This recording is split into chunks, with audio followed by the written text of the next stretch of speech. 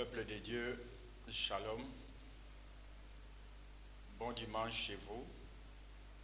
Aujourd'hui nous sommes dimanche 17 mai 2020. Nous prions. Père, nous te disons merci pour la grâce, pour ces privilèges, pour tout ce que tu ne cesses de faire jour et nuit. Ce n'est que par grâce, ce n'est pas le mérite. C'est pourquoi nous t'en sommes reconnaissants. Nous nous soumettons encore à toi, Seigneur, que nous voulons écouter ta parole. Cher Saint-Esprit, utilise-nous pour atteindre ton peuple. Bénis ces instants. Et bénis, Seigneur, tous les moyens que nous utilisons, Père, pour que ce message atteigne mon frère et ma soeur. Bénis l'Église, bénis notre pays. Tout pour ta gloire, au nom de Jésus. Amen. Nous sommes toujours pendant ces moments de confinement, mais cela ne nous empêche de partager la parole de Dieu.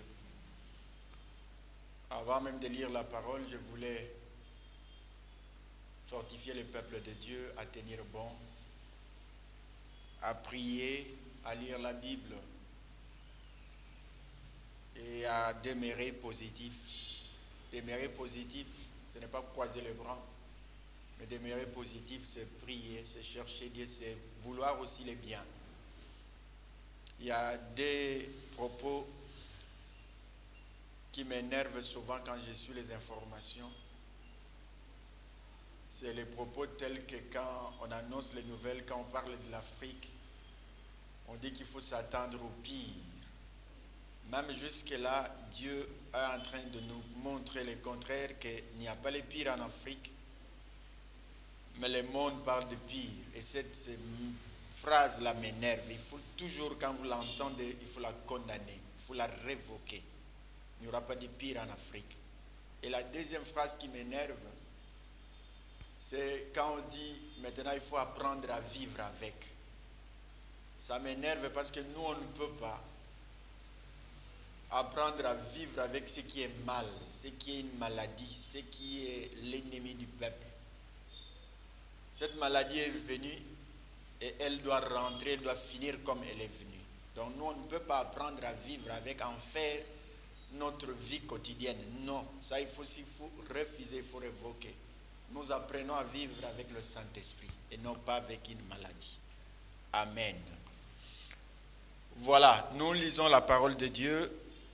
Nous sommes dans le livre de Luc au chapitre 5.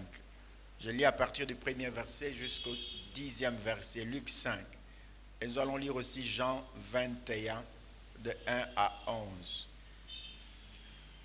Je lis Luc 5, de 1 à 10. Comme Jésus se trouvait auprès du lac de Génézareth et que la foule se pressait autour de lui pour entendre la parole de Dieu, il vit au bord du lac 2 barques d'où les pêcheurs étaient descendus pour laver leurs filets.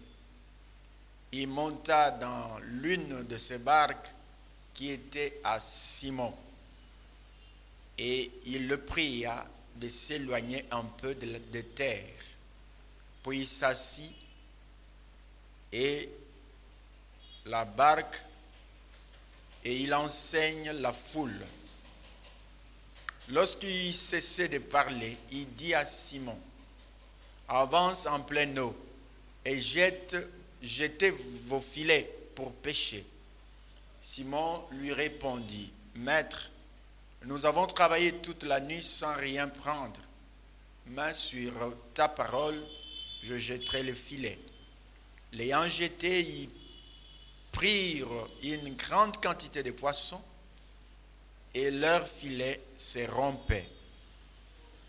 Ils firent signe à leurs compagnons qui étaient dans l'autre barque de venir les aider. y virent et remplirent les 2 barques au point qu'elles s'enfonçaient. Et quand il vit cela, Simon-Pierre tomba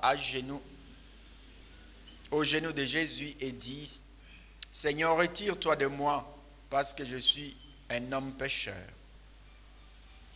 Car l'épouvante l'avait saisi, et lui et tous ceux qui étaient avec lui à cause de la pêche qu'ils avaient faite. Il en était de même de Jacques et de Jean, les fils de Zébédée, les associés de Simon. Lorsque Jésus dit à Simon, alors Jésus dit à Simon, ne crains point, désormais tu seras un pêcheur d'hommes. Nous sommes dans le livre de Jean au chapitre 21.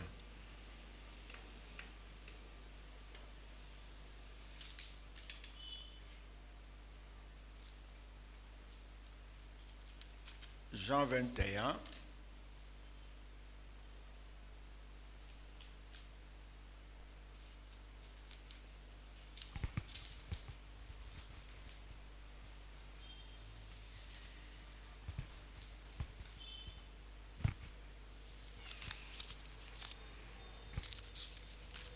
La Bible dit ceci. Après cela, Jésus se montra encore aux disciples sur le bord de la mer de Tibériade. Et voici de quelle manière il se montra. Simon-Pierre, Thomas et Didyme, Nathanaël de Cana en Galilée, le fils de Zébédée et les 2 autres disciples de Jésus étaient ensemble.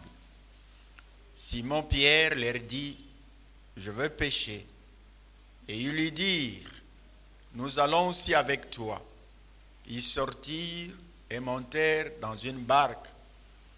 Et cette nuit-là, ils ne prirent rien.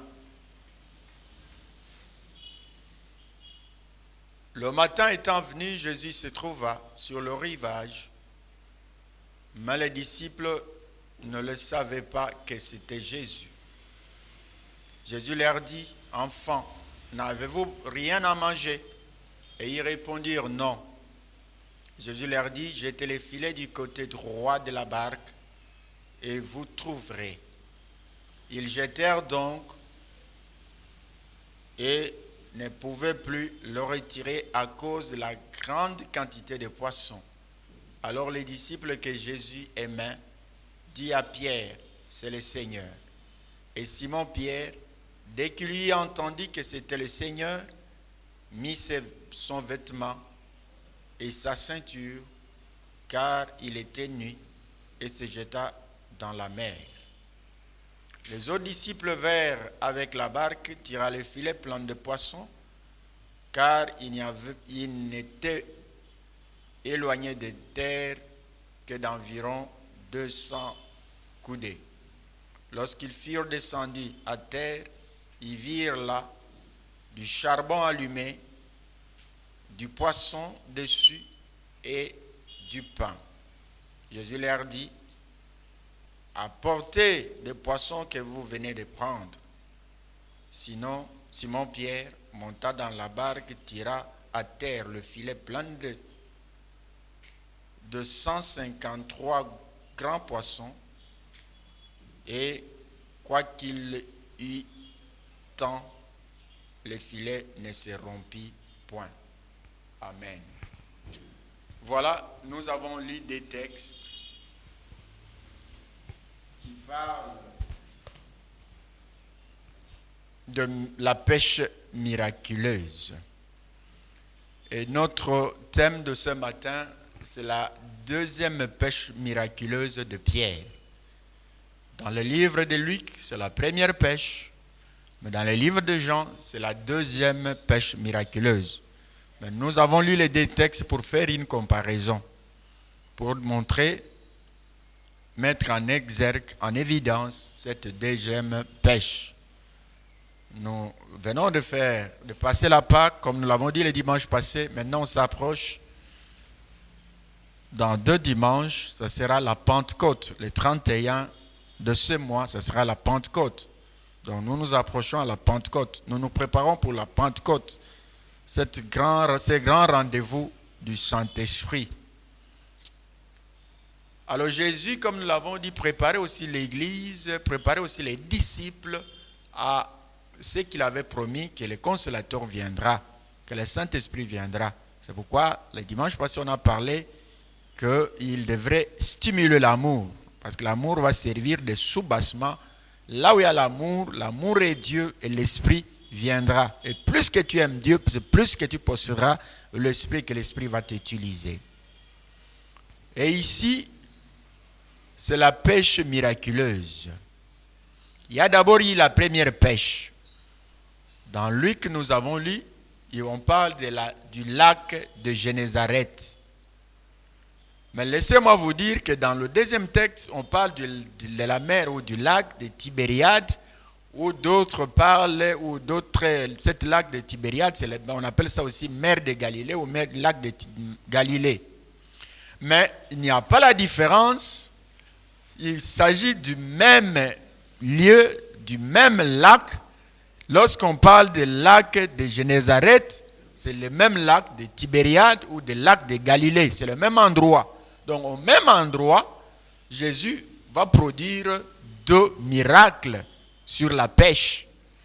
Mais dans le livre de Luc, dans le premier miracle, on met l'accent sur le mot Génézareth. Génézareth signifie harpe. L'harpe est un instrument de musique.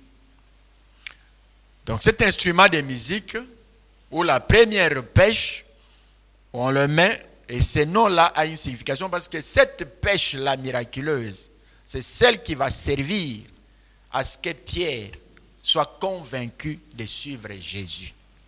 C'est comme la harpe qui sonne, ça émet un son pour qu'on comprenne que Pierre a compris son appel, que désormais il doit suivre Christ.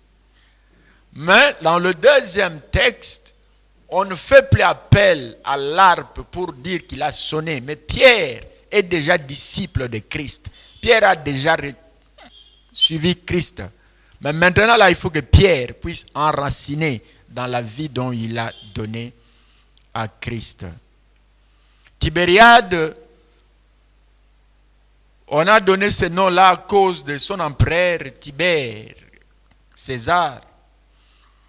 Mais en plus aussi, c'est Galilée qui nous intéresse. Parce que Galilée signifie district, région ou cercle.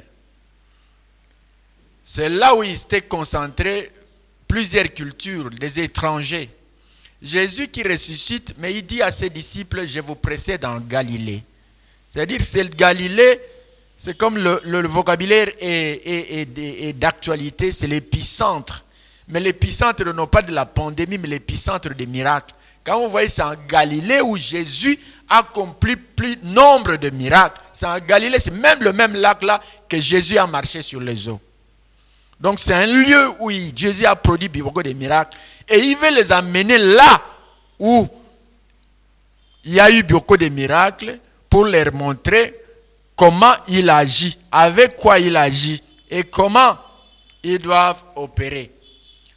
Si on peut faire une comparaison entre les 2 pêches, les 2 pêches, je l'ai dit, ça s'est fait dans le même zoo, le lac de Tibériade ou le lac de Génézareth. Mais il y a eu aussi échec. La première pêche, ils ont pêché toute la nuit, mais ils n'ont rien reçu. La deuxième pêche aussi, ils vont pêcher. C'était des spécialistes avec qui ils pêchaient la nuit, mais ils arrivent le matin, il n'y a pas de poissons. Il n'y a pas de résultat. Donc il y a échec sur les 2 pêches. Mais la première pêche, ils étaient déjà en train de laver les filets, ils avaient fini. Pendant qu'ils lavent les filets, ils étaient à bord ou au bord. Jésus vient les trouver au bord. C'est pourquoi il prendra une barque, il commence à travailler, à donner la parole. Le peuple était là, avait besoin de la parole. Maintenant, là, pour faire la pêche, il dit avance en pleine eau. Et quand ils avancent, ils jettent les filets. Mais pour la deuxième pêche, Jésus était à bord. Il les demande, vous n'avez pas. Mais et ils étaient, la Bible dit, à 200 coudées du rivage. Donc ils étaient encore en pleine mer. Donc ils n'avaient pas question, ce n'était pas question d'avancer en pleine eau, mais ils étaient déjà sur la surface de la mer. Ils faisaient déjà la pêche, mais ils n'avaient rien trouvé. C'était déjà les matins. Les matins arrivaient pendant qu'il n'y avait pas les résultats.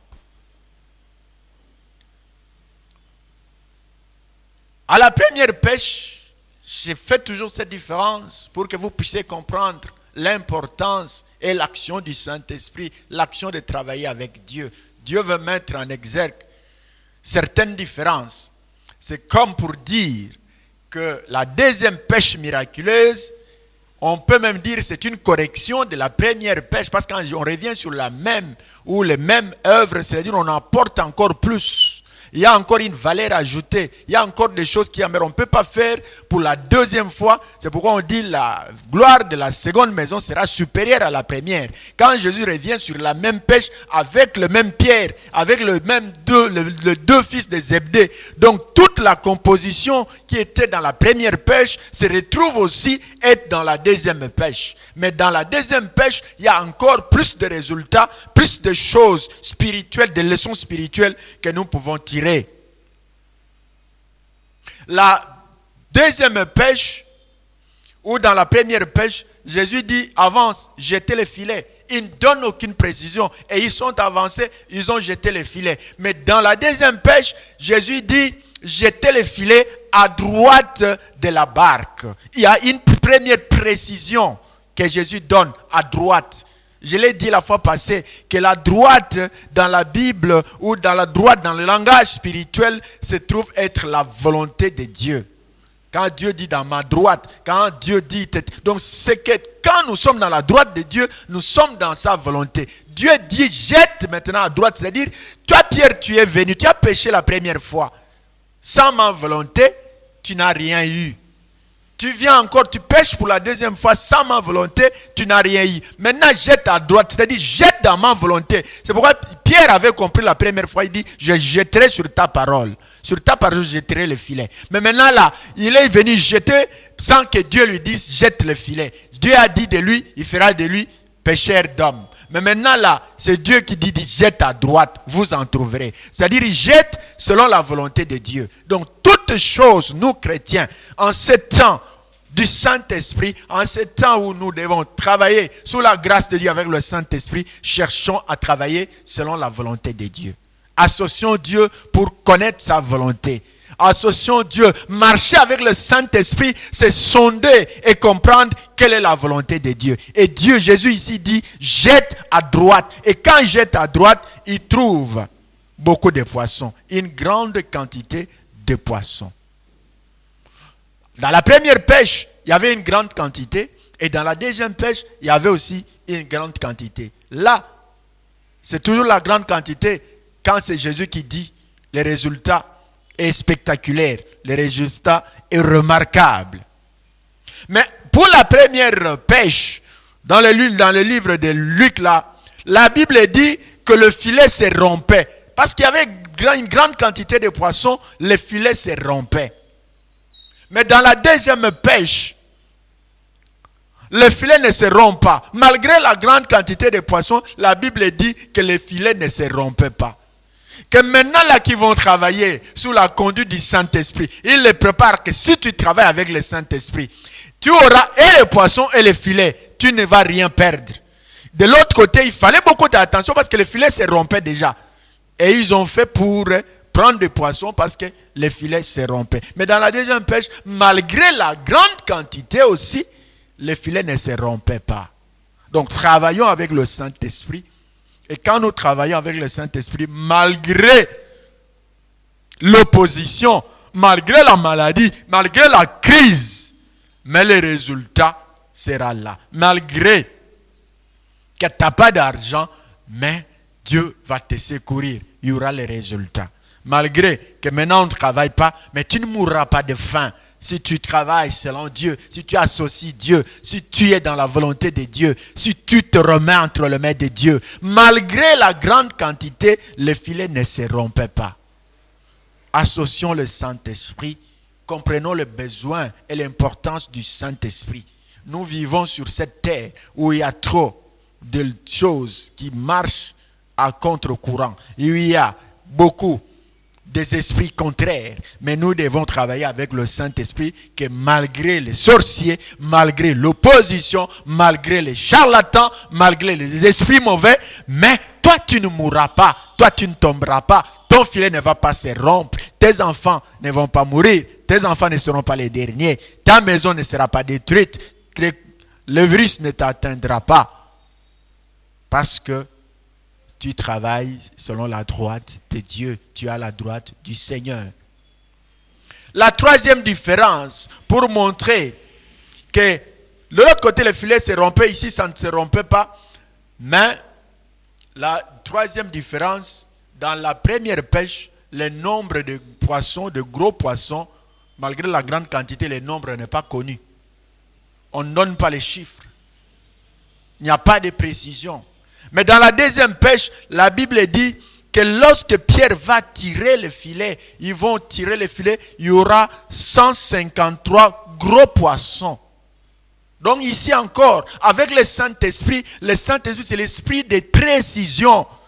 Il nous amène à avoir un résultat précis, un grand résultat, et même avant, quand dans la première pêche, Jésus qui dit jette le filet, il ne dit ni à gauche ni à droite, il dit jette seulement. Mais dans la deuxième pêche, il dit jette à droite. Mais il dit aussi vous trouverez. Dans la première pêche, il n'a pas dit que vous trouverez, mais il a dit jette. Mais ici, il donne la précision, jetez à droite, vous trouverez. Mais quand il ne trouve pas un nombre, non, il trouve 153 gros poissons. Les chiffres ont une grande importance dans la Bible, dans le langage spirituel. Nous n'allons pas trop s'attarder, mais je voulais épingler ces chiffres ici de 153. Parce que les chiffres, c'est le langage aussi que Dieu utilise pour nous parler, pour attirer notre attention. 153 ne viennent pas par hasard. Si nous prenons ces chiffres-là, 153, si on peut les séquestrer, les diviser, nous avons les 153.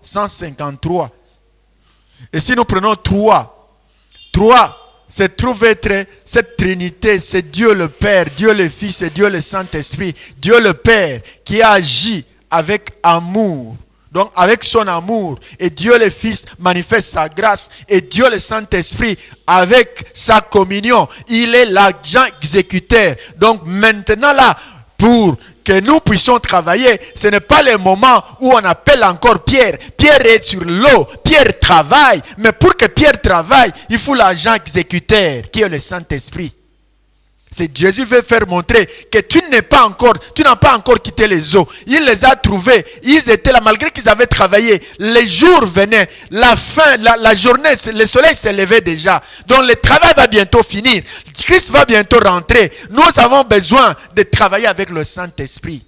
Donc pendant que tu travailles, tu as besoin de celui qui est là, le Dieu qui exécute les ordonnances, qui exécute la parole, qui exécute les promesses. Ce Dieu-là, c'est le Saint-Esprit. Nous avons besoin du Saint-Esprit. Donc le Saint-Esprit se trouve être là. Donc 50 aussi, il les prépare au 50e jour.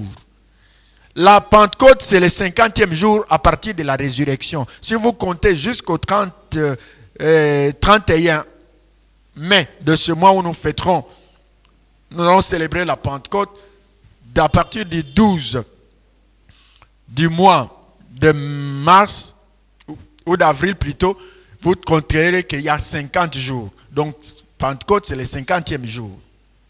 Donc Dieu le prépare aussi. Et les 50 jours, le 50e, on voit qu'un prisonnier, un esclave qui faisait 50, après 50 ans, on les rendait libres. Donc les 50 se trouve l'âge de la liberté, de la maturité. C'est-à-dire que maintenant la Église, maintenant là, vous les apôtres, au 50e jour, vous aurez celui qui doit vous conduire, qui va vous amener à la maturité, au résultat. C'est le 50e jour. C'est l'âge où l'esprit doit agir, où les jours, les moments où l'esprit doit se manifester. Maintenant, là, ce n'est plus l'ère où nous devons rester à la lettre, mais nous devons associer la lettre à l'esprit. C'est l'ère où chacun de nous doit sentir l'importance et associer le Saint-Esprit. Et sans, la Bible dit que celui qui quitte ses parents, qui abandonne son travail, ses parents, sa famille et qui suit Jésus, Jésus va les bénir au centuple. Donc sans, c'est ces résultats quand nous suivons Dieu, quand nous travaillons avec le Saint-Esprit, au lieu de multiplier par 1 ou multiplier par 2, mais multiplier par 100. Ce n'est même pas l'addition, parce que l'addition, dans les résultats, dans les affaires, donc vous prendrez les 100% du capital, vous ajoutez plus 20%. Mais ici, là, si tu prends les 100%, mais tu multiplies par 100. C'est ça le résultat de Dieu. Donc quand on travaille avec Dieu, quand on se met à suivre Dieu, le résultat sera au centuple. Donc Dieu va multiplier par 100 notre résultat. Donc si nous associons Dieu, le résultat. C'est pourquoi Pierre, le jour de Pentecôte, lui qui n'avait jamais gagné une seule personne, ou pendant ce temps-là il était, mais le jour de Pentecôte il va gagner 3000 âmes quand il va prêcher. Et c'est là où Dieu l'a préparé à ce travail. Et 153, pour terminer, pour parler de ces chiffres-là, si nous les prenons d'une façon en globalité, les 153, ce n'est pas du hasard. Ça pouvait être un autre chiffre, mais Dieu parle de 153 gros poissons. Et quand on lit la Bible, on lit les commentateurs de la Bible, où on dit qu'en ces moments-là, je ne sais pas avec les changements des systèmes écologiques de l'environnement, mais en ces temps-là, les géologues ont dénombré dans la mer ou dans les eaux antiques, les espèces, il n'y en avait que 153. Donc les poissons qui représentaient les espèces étaient au nombre de 153 dans la mer. C'est-à-dire quand Pierre fait la pêche suivant la volonté du Seigneur, il le fait avec la volonté de Dieu, avec le Saint-Esprit, les résultats concernent toutes les espèces. C'est pourquoi il dira que maintenant, je vous donne le mandat. Allez faire toutes les nations, les disciples. Ici, là, ça ne concerne pas seulement une seule espèce, ça ne concerne pas seulement Israël, mais c'est pourquoi Jésus quitte Jérusalem, où il y avait un seul temple. Jérusalem, c'était l'unité, c'était le monothéisme. Donc, pour dire seulement que non, nous conservons le seul temple, une seule culture. Il n'y avait que les Juifs. Mais non, Jésus veut les amener là où il y avait les étrangers en Galilée, pour dire que maintenant là, l'évangile avec le Saint-Esprit va concerner toutes les nations. C'est pourquoi il y a 153 espèces de poissons, que toute espèce, pour dire que Jésus n'est pas venu seulement, il est venu chez les siens, ils l'ont rejeté. Maintenant, le salut, c'est l'affaire de toutes les espèces. Maintenant, avec le Saint-Esprit veut nous booster pour atteindre toutes les espèces. Que dans le filet de Pierre, toutes les espèces étaient concernées. Toutes les espèces de poissons qui étaient dans l'eau sont concernées. Maintenant, là-dessus, avec le Saint-Esprit, toute tribu, toute langue, toute race, toute couleur est concernée par l'évangile et par la puissance du Saint-Esprit. C'est pourquoi Dieu va utiliser ce nombre-là de 53. Et il veut attirer notre attention, l'attention de Pierre était un spécialiste. Il connaissait, je pense, toutes les espèces. C'est comme un véritable mungala. Il connaît tous les noms de poissons parce que c'est les gens qui passent leur temps dans l'eau, ils connaissent les espèces de poissons. Et Pierre en connaissait. Et quand Pierre tire son filet, il y a 153 espèces. Donc toute espèce est concernée par la pêche de Pierre. Si tu veux que les résultats soient spectaculaires, que ça concerne le travail avec le Saint-Esprit, associe Dieu pour que tout le monde soit pris dans le filet de Dieu. Le filet de Dieu ne rate personne. La grâce de Dieu ne rate personne. Et c'est pourquoi il va les amener en Galilée, comme je l'ai dit, c'est l'épicentre des miracles. Galilée, c'est le lieu de la grâce, où la grâce est manifestée. Si tu découvres un lieu où la grâce se manifeste, saisis cette grâce-là et travaille avec le Saint-Esprit. Le Saint-Esprit, quand il va t'amener à jeter ton filet, il n'y a aucune espèce qui va manquer dans ton filet. Il n'y a aucune grâce qui va manquer dans ta vie, dans ton église. Il n'y a aucun don. Parce que Dieu veut que ta pêche soit miraculeuse et avec le Saint-Esprit, cela est possible. Donc que toutes les nations soient concernées. Je vais souligner quelque chose ici. Il travaille, il voit la pêche. Elle est spectaculaire. Il y a 153 gros poissons. Il tire maintenant. Maintenant là, la Bible dit qu'il y avait au bord les charbons allumés. Et sur ces charbons-là, il y avait des poissons et du pain. Là, nous sommes au verset 9 et 10. Mais Jésus qui dit que prenez, amenez, apportez des poissons que vous venez de prendre. Il descend, il trouve des charbons allumés avec des poissons, avec du pain. Donc ceux qui étaient déjà au feu étaient prêts à manger. Mais Jésus qui dit, amenez les poissons que vous avez pris. Et Pierre va prendre, il va descendre dans l'eau, il tire encore, il amène la barque, il prend les poissons. Donc Jésus veut ton propre résultat. Ne te contente pas des résultats des autres. Il y avait déjà des poissons. Je ne sais pas quand il a demandé à manger, les disciples ont dit, nous n'avons pas à manger, nous avons travaillé toute la nuit. Mais quand ils arrivent, c'est-à-dire que ça n'appartenait pas à l'équipe de Pierre. Mais maintenant, malgré qu'ils trouvent cela, qu'il y a du feu, il y a déjà des poissons, mais Jésus ne veut pas se contenter du résultat des autres. Jésus veut qu'avec le Saint-Esprit, qu'il se contente de ton résultat.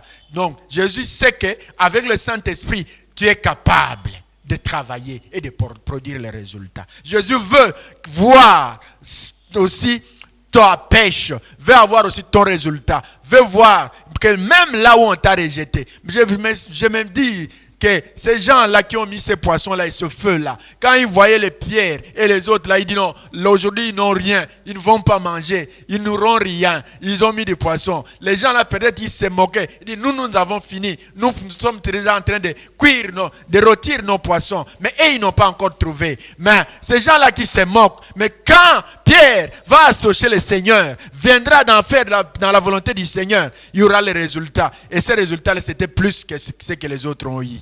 Et c'est quand il amène, Jésus veut dire que ne te contente pas, ne sois pas un parasite, ne sois pas un fainéant, sois quelqu'un qui travaille. Et Dieu a besoin de ton résultat. Dieu a besoin que chacun de nous puisse produire, parce que chacun de nous est capable, parce que nous n'avons pas seulement la parole, mais nous avons aussi le Saint-Esprit.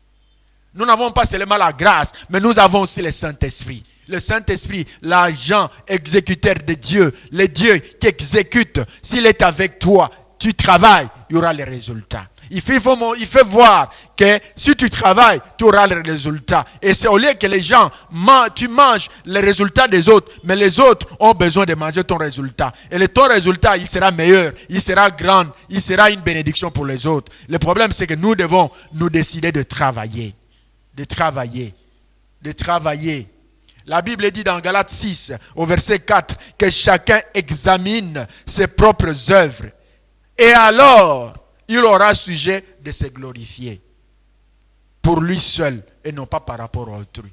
Donc les poissons qui étaient au feu, c'était les résultats des autres. Mais Dieu dit, amen, prenez les poissons que vous avez, glorifiez-vous, examinez, recevez la gloire et l'honneur. Soyez contents de consommer votre propre résultat. Vous enviez ce que les autres font. Vous enviez ce que les autres ont. Vous enviez les églises des autres, les pays des autres. Mais ces gens-là ont connu aussi des moments difficiles. Des moments où maintenant là, tout est arrêté. Ils réfléchissent. Ils disent, comment nous devons trouver des solutions? Comment nous devons travailler? Comment nous devons maintenant atteindre le but, avoir un revenu, travailler aussi, parce que Dieu est avec nous. C'est là où Dieu stimule notre attention. Et ces gens-là ont travaillé et ils avaient des résultats. Nous devons aussi travailler, mes bien-aimés, pour que ce résultat-là bénisse aussi les autres. Nous ne devons pas nous contenter de ce que seulement on a réalisé, des résultats qu'on a eu dans le passé, de ce qu'on a déjà. Mais non, maintenant là, nous devons, avec le Saint-Esprit, travailler. Avec le Saint-Esprit, l'associer. Le Saint-Esprit, c'est l'Esprit qui travaille avec ceux qui travaillent, qui accompagne ceux qui travaillent. Si tu croises le bras, tu ne vas pas avoir le Saint-Esprit. Si tu croises le bras, si tu ne te déplaces pas, si tu ne pries pas, tu ne vas pas avoir les dons du Saint-Esprit. Il y a certaines manifestations de l'Esprit qui ne viennent que lorsque nous sommes en mouvement, lorsqu'il y a action, lorsqu'il y a un travail qui se fait, il y a quelque chose qui se dit, lorsqu'il y a une parole qui est déclamée, lorsqu'il y a une réunion de prière, lorsqu'il y a les gens qui se réunissent, lorsqu'il y a quelqu'un qui réfléchit. C'est à ce moment-là que Dieu agisse. C'est pourquoi ne croise pas. Dieu n'est pas un Dieu de fainéants, Dieu de paresseux. Dieu est un Dieu qui travaille. Dieu dans l'amour, il veut travailler avec ceux qui l'aiment. Et plus que tu l'aimes, et plus que le Saint-Esprit va t'utiliser. Et plus que tu aimes, parce que tu aimes ton Père, parce que tu aimes ton Dieu, et tu travailles. Parce que tu aimes ton église, parce que tu aimes ta famille. Tu ne diras pas, non, mais maintenant là, il n'y a plus de travail. On ne travaille plus. Non, tu travailles, tu réfléchis. Comment, en ce moment ici, même si on est confiné, il y a des gens qui gagnent de l'argent. Même si on est confiné, il y a des gens qui sont bénis. Même on est confiné. Même que j'ai essayé de sillonner un peu, de me déplacer. Là où on vend des voitures, les gens ont exposé des voitures. C'est qu'il y a des gens qui achètent. Il y a les marchés qui se font. Il y a des choses qui se font. Mais nous, on va dire non, on va attendre. Non, plus que tu attends, plus que là, les jours approchent. Le soleil est en train de se lever. Mais nous sommes en pleine eau.